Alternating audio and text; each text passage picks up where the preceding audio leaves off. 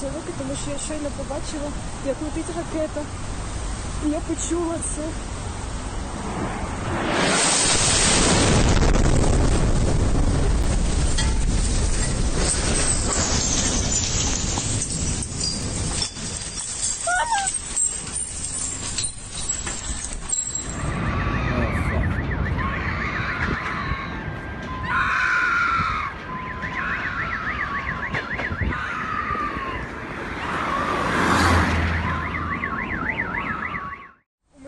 Ці руки, тому що я щойно побачила, як летить ракета. І я почула це.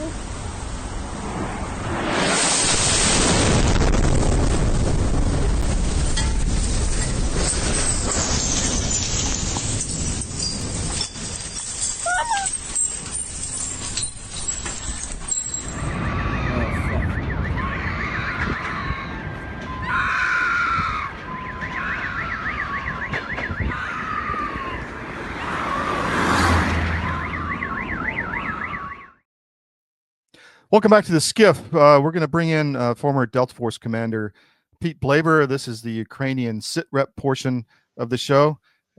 Pete, thanks for coming on, man. Really appreciate it. Yeah, great to be here as always, Todd. So I've got some videos you sent, and I have that link with Axios. Where do you want to start? By the way, you have a great article up on armedforces.press. I'll bring that up real quick so people can see it. But where do you want to start on this whole thing? Yeah, you can just start on, let's start with the op itself, and whatever visuals you have are fine. Okay. What everyone I think knows right now that Ukraine conducted a strike on what was initially termed as 5 Russian airfields, and they used remotely piloted drones that were secreted inside cargo trucks, false ceilings of cargo trucks, to get close to the airfields and then release the drones, which targeted the strategic bombing fleet, Russia's strategic bombing fleet. The initial, propaganda view on it was that 40 long-range strategic bombers were destroyed. It's pretty much now rounded down to 5. Possibly 7. I listed 5 that I was able to count after spending a couple hours going through every video and every report from both Mod Russia and Mod Ukraine. And if you notice, there's only one set of videos that Ukraine has released, one airfield. So something happened at the other 3. Russia's investigating all that right now. In addition, they took out 2 command detonated railroad bridges. This was probably caused more psychological damage in Russia. Russia's already calling it their Pearl Harbor, their 911. And, I think without a doubt, Ukraine upped the ante on what can and can't be a target.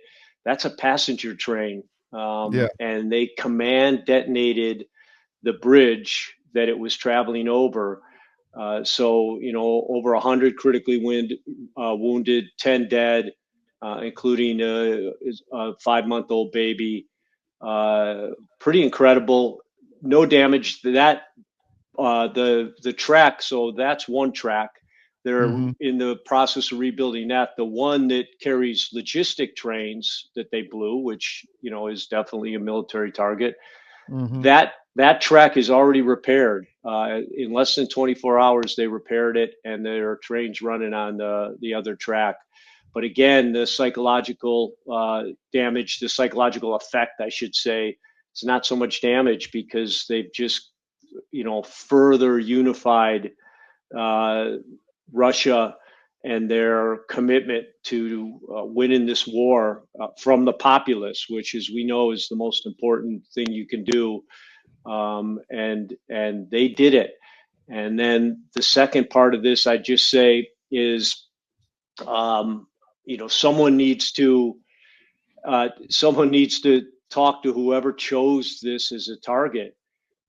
These strategic bombers are basically obsolete in today's world.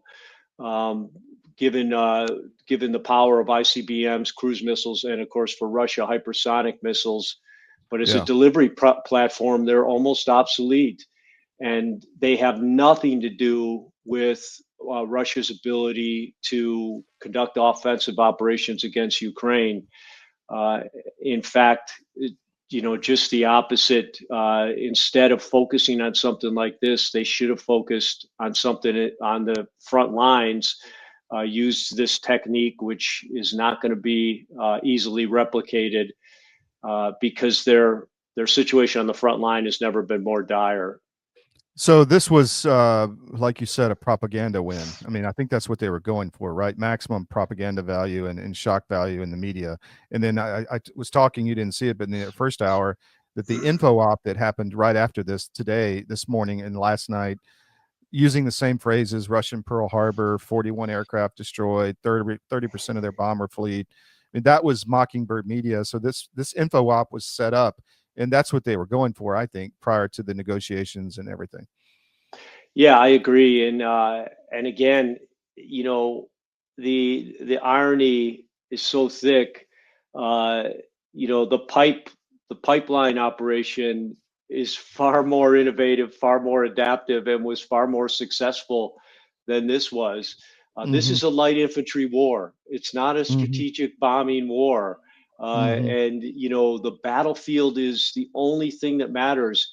And in my article, I list the empirical facts.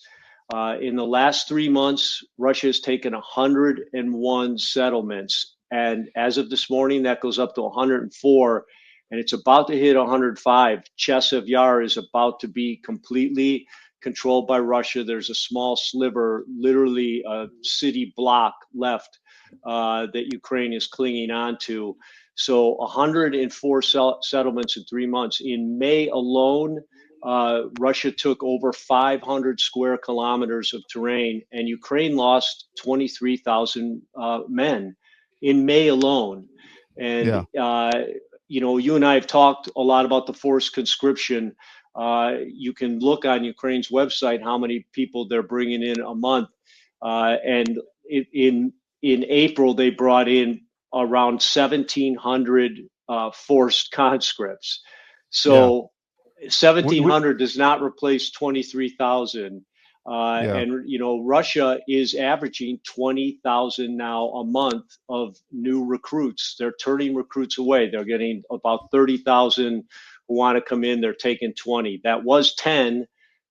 They've upped it to 20. So it's just a no-win battle. And then this propaganda is doing such a disservice, ironically, to the people that need the most help here, which is Ukrainian citizens who are trapped under this cloud of propaganda and coercive leadership that does not care about the future Ukraine or Ukrainians.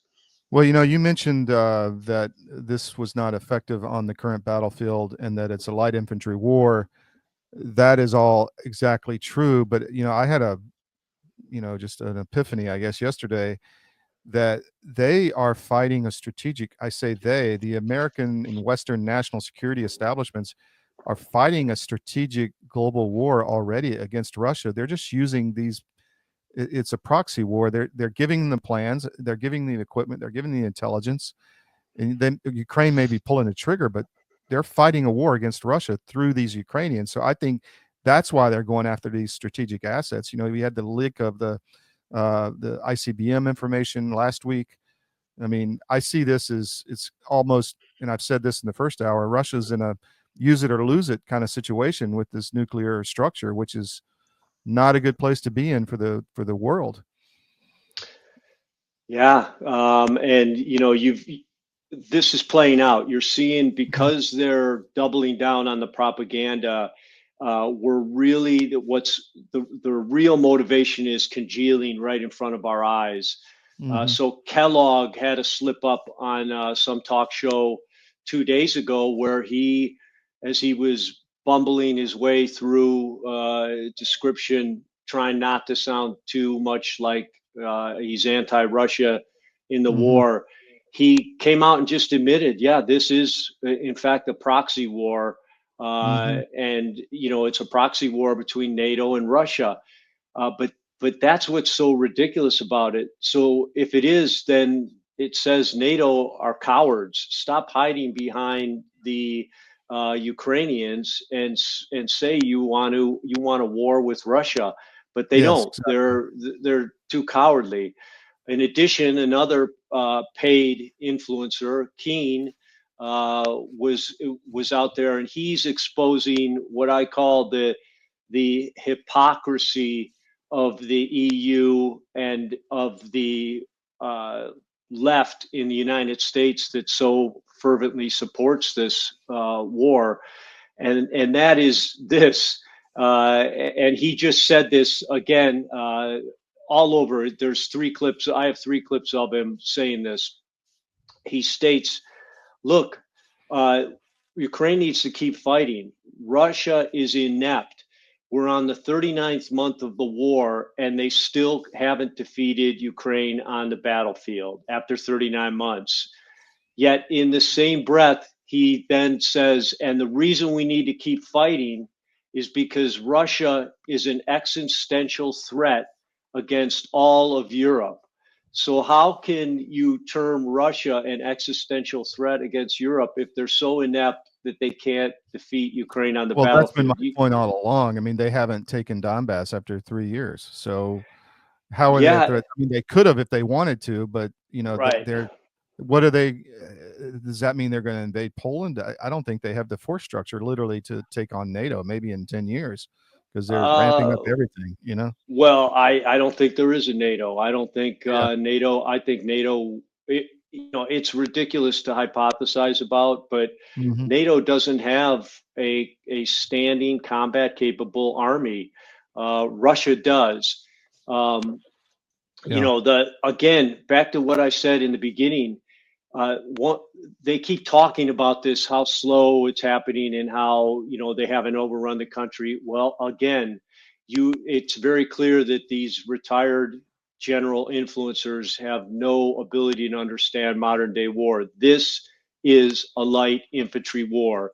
The drones have taken out the armor, the mechanized infantry. It is a light infantry war, and light infantry wars move by meters, just Hmm. like our feet do.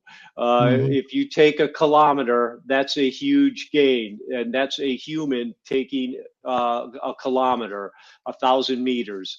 So it takes time. The other thing is that they can't admit, because it goes against their narrative that Russia is this heartless and mindless country that wields its military in an uncaring and unprofessional fashion. Nothing could be further from the truth. And again, you can see behind the scenes videos. I give him credit where credit is due to Patrick Lancaster for being back Hmm. there and filming it and just sticking mics in front of random Russian soldiers and asking them questions. And Hmm.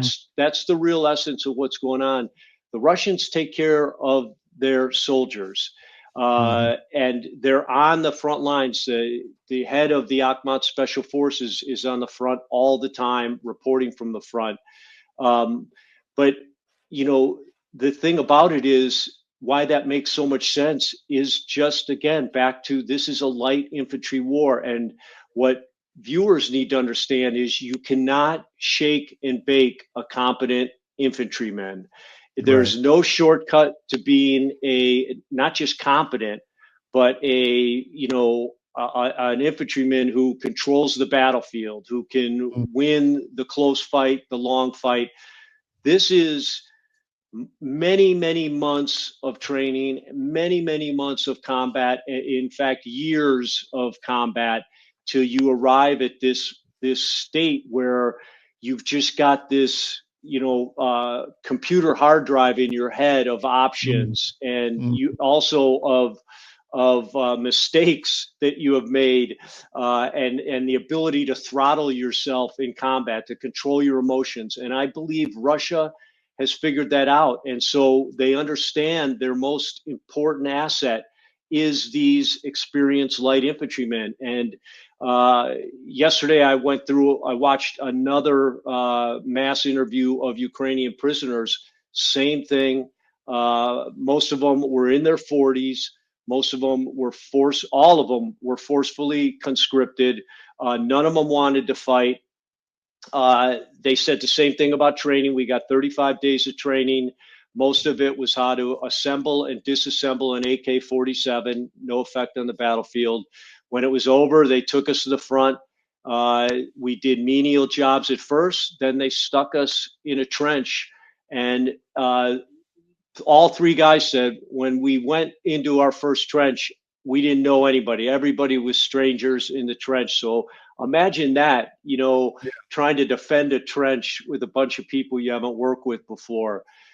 So the narrative,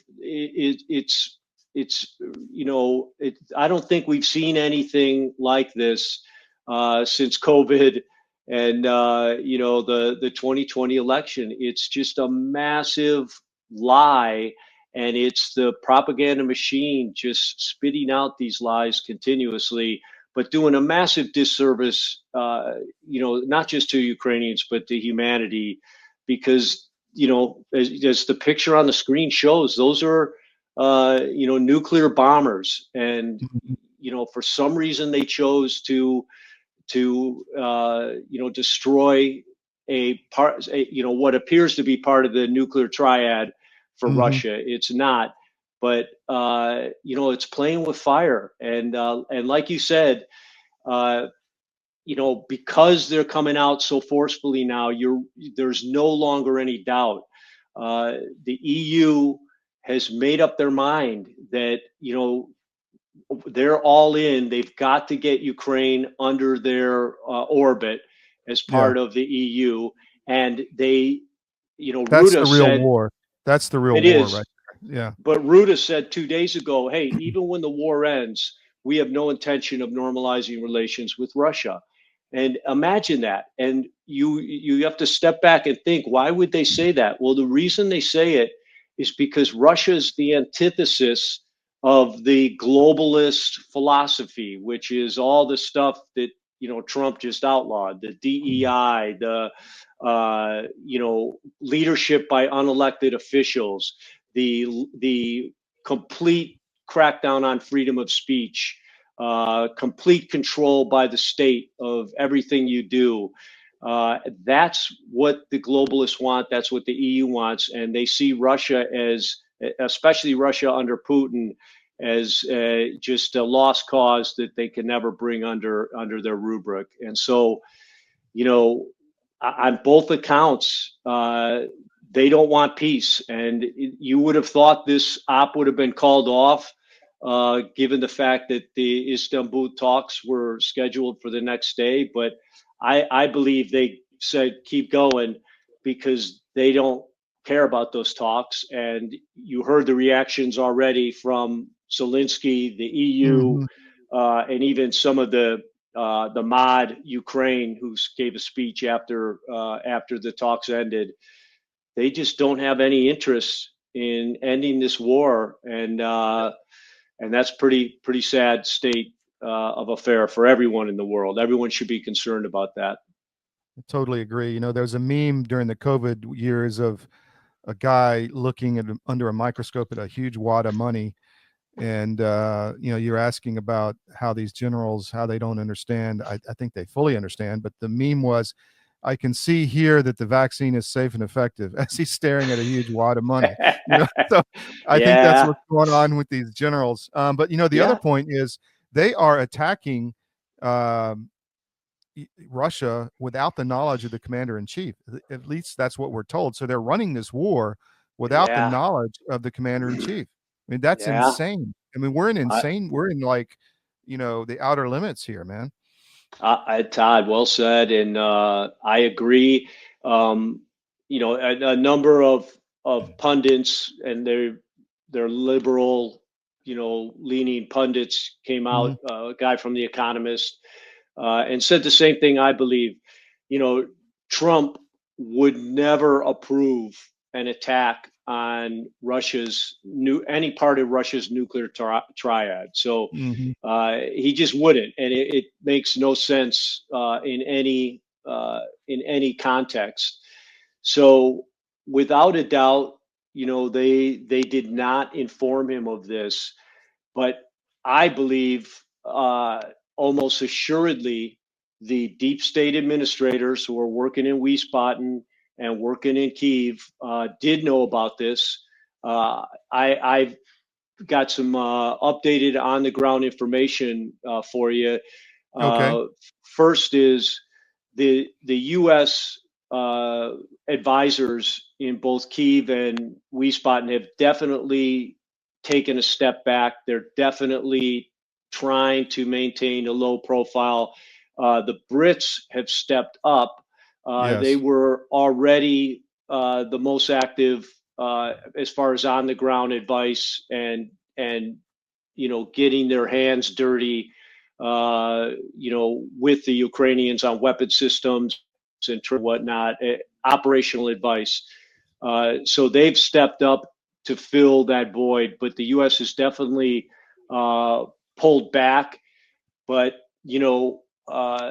it's confirmed they found C4 on one of those railroad bridges. So Mhm. at a minimum, what does that prove? Well, we don't know anything yet, but at a minimum, it proves that we supplied the explosive that they used to blow up a bridge and knock a command detonation to knock a passenger train off a bridge and kill women and children and maim many others. So it is serious, like you said, and it just goes back. If I was talking to President Trump right now, I would tell him, sir, there's no hope for the group that's deeply embedded in Ukraine. These were appointed. They got their job under Biden. They're still, working under the same philosophy and mentality. And if we didn't learn anything from 2017 on, then shame on us. And that is, these people will work against a sitting president, Yes. which is, it's like 911 to guys like you and me. We could never have imagined suicide bombers because we can't imagine ourselves doing it. And we also could never imagine these deep state government administrators going against the president of the United States, no matter if you voted for him or not. We would never. We were both in the military, Mhm. under Clinton, and part of Obama, and we would never have gone against either one of them, even though we didn't vote for them. We would, Right. 100% support whatever the commander in chief says. So he's got to internalize this, and the only way to stop this not just perception but reality of the U.S. as being a co-belligerent is to pull all of them out of Ukraine and Germany as quickly as possible, and let the natural course of events happen on their own without this psychotic foreign policy occurring under the Trump administration. It is psychotic. You can stay for a few more minutes, right, Pete? I'm Sure. gonna take a Yep. break. I'll be right back. Your government doesn't care about you. That's why you need a medical emergency kit. It contains life-saving medications like ivermectin, Z-Pak, and antibiotics. Stock them before they block them. This is a special report. Knowing how to invest your money is harder than ever before. Dealing with stock market volatility, record debt, and terrorist attacks requires new thinking. At U.S. Asset Management, we can help you see the world more clearly so that you can move beyond the chaos and invest with confidence. Call us, visit us online, or drop by our office. U.S. Asset Management, helping you make better decisions with your money. I played that clip for you. Thank you. Got a kick out of it. That's Kipling from World War I think is where that's Wow. from. Okay. They played that over and over when I was in survival and evasion resistance training. I can see that. I can see that. So there's a few things you sent me. I just want to bring these up. This is an article, Ukraine's drone wars from Axios. It's obviously changed the future of warfare, right? The last few weeks. Yeah, again, the future of warfare is the pipe operation, innovative, adaptive, and actually achieves results. This is just another drone op, and an important point about this whole thing that should not go unnoticed, and you won't see it in a publication like Axios. The COG, the only reason this op was able to be successful was Starlink, which Elon Musk donated to Ukraine. Starlink is the central nervous system of Ukraine's military right now. Without it, they can't do anything. It's the only way they have secure comms. We've talked in past shows. Russia is the world's leader in electronic warfare, always have been. Now it's off the charts how far ahead they are of everyone. It's really difficult to talk, to not get jammed, to not get intercepted when you're against the Russians. But Starlink's enabled them to do that. And this op in particular was all about Starlink. That's the only kind of breakthrough part of this that, is worth talking about and looking at from a historical perspective. The rest of it, it's just drones. The airfields were unguarded. They should have had the old school, guys on the four corners and watchtowers. Again, the number one way to defeat a drone right now, the simplest, most effective, is a machine gun with a thermal sight. These were mostly daylight, so as long as you have tracers, these would have been easily knocked down by guard posts. So nothing could be further from the truth. But as you pointed out, this is the worldwide propaganda effort, and probably the real purpose of this op is what we're seeing with articles like that one in Axios. So this is in Ukrainian, but you sent me this to me, and I won't play a lot of it. But this is one of the I forget this guy's position, but he's basically saying, the West knew about this ahead of time. Операції ти мав мати 100% розвідку, яка тобі підтвердила, що ці літаки дійсно зараз там знаходяться, і ти And he's essentially saying the partners knew, right? Yeah, and I believe without a doubt some of them did. And again, I trust that Trump did not know about it, and they might even have compartmentalized it away from the American generals in Wiesbaden as a favor. But the rest, the charges, it's not a simple thing to detonate a railroad bridge. It's advanced explosive knowledge is required, especially to do it covertly. And so there was high resolution advice and counsel given to the Ukrainians on that part of the op, and of course the command and control, the satellite imagery, as he says in that, it's not translated, but he's saying we needed satellite imagery to tell us the aircraft were there before we gave the go ahead. So definitely the EU. Go ahead. And no, I mean, it's again, the EU just cannot comprehend the fire they're playing with here, because they're just hiding behind that guy in the middle, which is again ridiculous. He's an actor. He's just acting. This is a globalist agenda for war with Russia. I mean, they don't.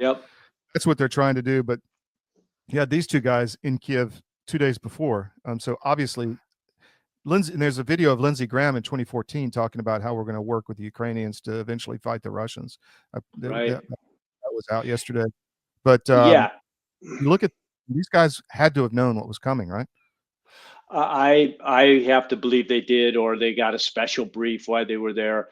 Lindsey Graham is nuts. He's behind in his polls. He's up for re-election here. He's behind. He's a proven liar. This is without a doubt.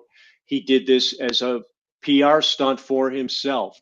He's also gone back and forth to Ukraine. I think this is his 14th visit. About his personal life. I have no doubt he's, dipping into what we talked about as one of the main attractions in Kyiv. He's on record in 2022 when the Russians finally entered into Ukrainian territory. He said nuclear weapons should be on the table. We should threaten them with nuclear weapons and be ready to use them. So he's wrong on everything. He's a ridiculous war hawk. His motivation is not just questionable. It's proven to be all about himself. And of course, the guy on the right, Blumenthal, is the guy who said he was in Vietnam and was not. He's also a known, proven liar. And they're over there. This is the damaging part. And this is what, again, President Trump, he really needs to put his foot down on. They're conducting their own foreign policy here. They're whispering in his ear, hey, we're behind you. All these senators, we're behind you. You keep it up. You're doing a great job. And he's not. The Ukrainian people are crying out for this guy to be eliminated, to get a new president that cares about Ukraine and Ukrainians. He does not. And he's delusional. He's an actor comedian who has no ability to understand what's actually happening on the battlefield. But he's a micromanager too. He was behind this. He's been bragging about it. He was behind Kursk. He bragged about that. Lindsey Graham is on record as calling Kursk the most brilliant military maneuver of the modern era. And so I can imagine what he's going to say about yesterday. Again, though, these guys need to be reined in, and President Trump needs to tell them, you're not going over there. You're not deluding Zelensky any more than he's already deluded. But over they go, and they're really, again, they have blood on their hands. Ukrainian soldiers are going to continue dying because of guys like this. Well, in addition, there's nothing worse than a stolen valor, Danang Dick going over there to keep the war going that somebody else fights. So that's point number one. And number two, they spent close to $1 million, over $800,000 for 2 nights in Kiev. So that was the bill. So I asked the source over there, I said, what is this? He said, money laundering. They're paying somebody off. Something is happening. So all of this needs to be investigated. Anyway, there's one more video you sent me, which I want to bring up, which is the recruitment, in air quotes, another video coming out of Ukraine.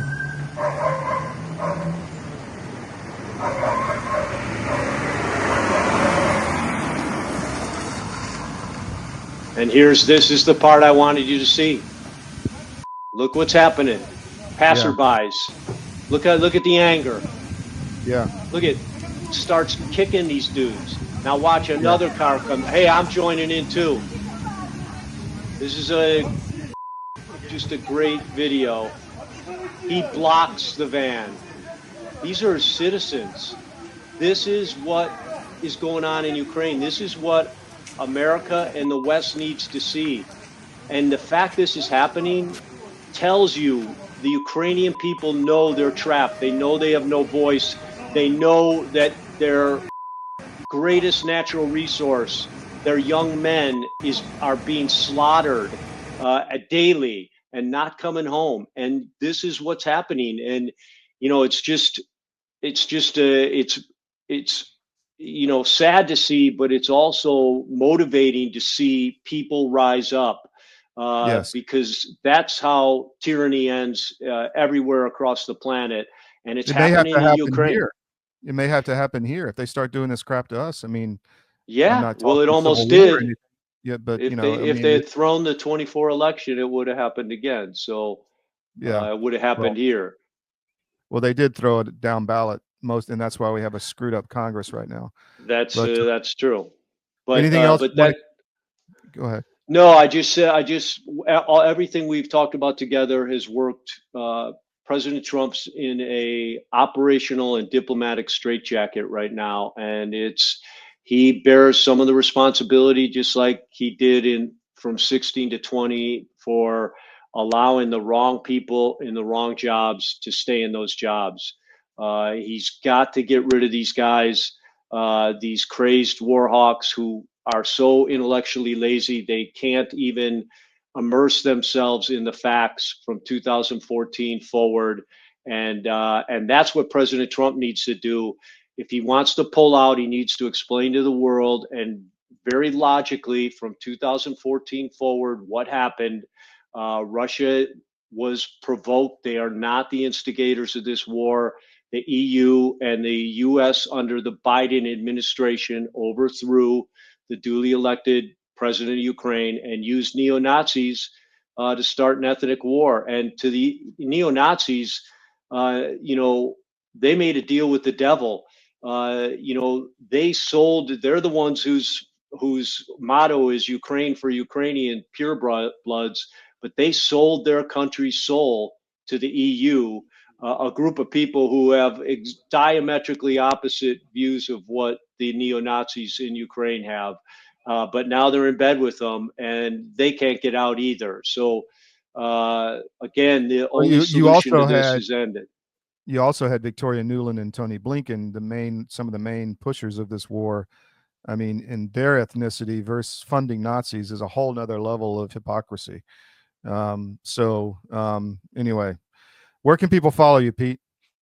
PeteBlaber.substack.com. I publish all these articles. I publish these videos.